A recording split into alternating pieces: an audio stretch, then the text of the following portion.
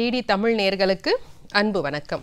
இன்றைய பதிவில் முதுமையில் ஏற்படுகின்ற மலச்சிக்கல் பற்றியும் அதற்கான ஆயுர்வேத சிகிச்சைகளை பற்றியும் சில குறிப்புகளை தெரிஞ்சுக்கலாம். வயதாகும்போது என்ன ஆகும் அப்படின்னா, நம்ம உடம்புல வறட்சி ஏற்படும். வெளித்தோல் எப்படி சுருங்கி இருக்கோ அதே மாதிரி தான் நம்மளுடைய உணவு குழாயிலும் வறட்சி ஏற்படும். இந்த வறட்சியின் காரணமாக உணவை செரிப்பதில் சிக்கல் இருக்கும். எடுத்துக்காட்டாக பார்த்தோம்னா, நம்ம உணவு கொஞ்சம் வறட்சியாக எடுத்துக்கிட்டோன்னா பொதுவாகவே உணவு செரிப்பதற்கு நமக்கு நீர் சத்து தேவை. அப்போ அந்த உணவும் வறட்சியாக இருக்குது, உணவு குழாயும் வறட்சியாக இருக்கும் பொழுது அந்த உணவு செரிமானம் ஆவதற்கு ரொம்ப சிரமப்படுவாங்க. முதியவர்கள் பல பேர் நம்ம நடக்க முடியல அப்படின்னு சொல்லிட்டு ஒரே இடத்துல இருப்பாங்க. அப்போ உடம்புல மூமெண்ட்ஸ் குறையும் பொழுதும் உணவு குழாயுடைய பெரிஸ்டாலிட்டிக் மூமெண்ட் தாமதப்படும். இதனால் உணவு மேலும் வறட்சியாகி செரிமானம் ரொம்ப லேட்டாக இருக்கும். அப்படி ரொம்ப கஷ்டப்பட்டு செரிக்கின்ற உணவானது மலமாக மாறும்பொழுது இறுகி அந்த மலத்துவாரத்தில் நிற்கும். அப்போ உடல் வறட்சியின் காரணமாக அந்த மலமும் வறண்டு இருக்கும் பொழுது அந்த ஆசன வாய்ப்பதில் இருக்க திசுக்கள் ரொம்ப வறண்டு போய் டைட்டாக இருக்கும். அதை ரெக்டல் கான்ஸ்டிபேஷன் சொல்லுவோம்.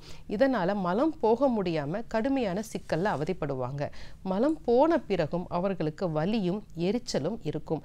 இப்படி வலியும் எரிச்சலும் இருக்கிறதுனாலேயே அவங்க பாத்ரூம் போகிறதையே தவிர்ப்பாங்க. இன்னும் சில பேருக்கு பார்த்திங்கன்னா கடுமையான இடுப்பு வலி இருக்கலாம், முட்டி வலி இருக்கலாம். அப்போ அவங்களால மலச்சிக்கல் இருக்கும் பொழுது அடிக்கடி பாத்ரூம் போக முடியாதனால இந்த மலச்சிக்கல் மேலும் கஷ்டப்படுத்தும்.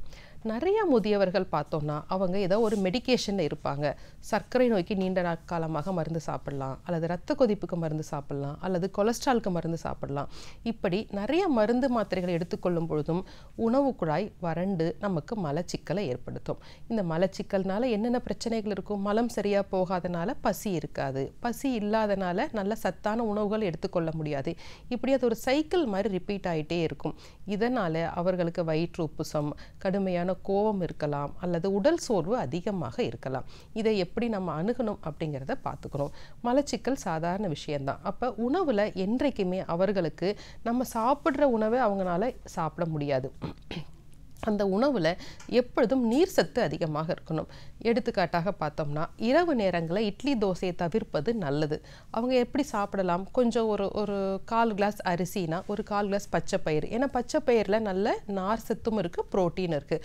அதுக்கு கூட ஒரு 8 to 10 பல் பூண்டு, ஒரு 5 சின்ன வெங்காயம், ஒரு 1/2 ஸ்பூன் வெந்தயம், ஒரு 1/4 ஸ்பூன் சீரகம், இது எல்லாத்தையும் போட்டு நிறைய தண்ணீர் ஊற்றி, அதாவது ஒரு 5 to 6 டம்ளர் தண்ணி ஊற்றி கஞ்சி மாதிரி செய்யணும். இப்படி கஞ்சி மாதிரி செய்யும் பொழுது அவங்க குடலுக்கு தேவையான நீர் சத்தும் கிடைக்கும். அந்த வெந்தயம், சீரகம், பாசிப்பயிறு மேலே இருக்க தோலில் நல்ல நார் சத்தும் கிடைக்கும். அவங்களுக்கு தேவையான கார்போஹைட்ரேட் அந்த அரிசியிலேருந்து கிடைக்கும். இது ஒரு முழுமையான உணவாக இருக்கும். இதை இளம் சூடான கஞ்சியை நெய் சேர்த்து சாப்பிடும் பொழுது கண்டிப்பாக அடுத்த நாள் காலை அவங்க மலச்சிக்கல் இல்லாமல் அவங்க சீராக இருக்க முடியும். அப்படி இல்லாமல் நம்ம தினமும் சாப்பிட்ற இட்லி தோசை சாப்பிடும்பொழுது வறட்சியாகி அவங்களுக்கு ரொம்ப சிக்கல்களை ஏற்படுத்தும். இது ஒரு விதம். அடுத்தது, ஒவ்வொரு வேளை உணவிலையும் அவங்க கொஞ்சமாவது நெய் சேர்த்து சாப்பிடணும். இந்த நெய் சேர்த்து சாப்பிடுவதனால அவங்களுக்கு கொலஸ்ட்ரால் எதுவும் அதிகரிக்காது, நாக்கில் சுவை நன்றாக இருக்கும், செரிமானம் சீராக இருக்கும்.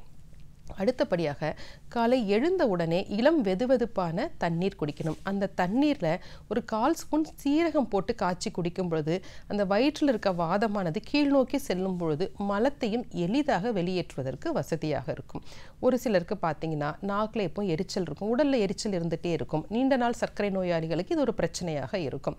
அவர்கள் என்ன பண்ணலாம் அப்படின்னா, அந்த தண்ணீரில் 2 திராட்சை, கருந்திராட்சை நம்ம கடைகளில் கிடைக்கும், அது கொஞ்சம் கொத்தமல்லி, கொஞ்சம் சோம்பு, அவர்களுடைய சுவைக்கு ஏற்றவாறு அதை போட்டு கொதிக்க வச்சு அந்த தண்ணியை அடிக்கடி குடிக்க சொல்லிட்டே இருக்கணும்.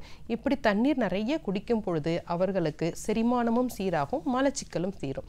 இதை தாண்டியும் மலச்சிக்கல் இருக்குன்னா ஆயுர்வேதத்தில் வஸ்தி போன்ற சிகிச்சைகள் இருக்குது. ஆசனவாய் வழியாக கொஞ்சம் எண்ணெய்கள் கொடுக்கும் பொழுது இந்த ரெக்டல் கான்ஸ்டிபேஷன் சரியாகும்.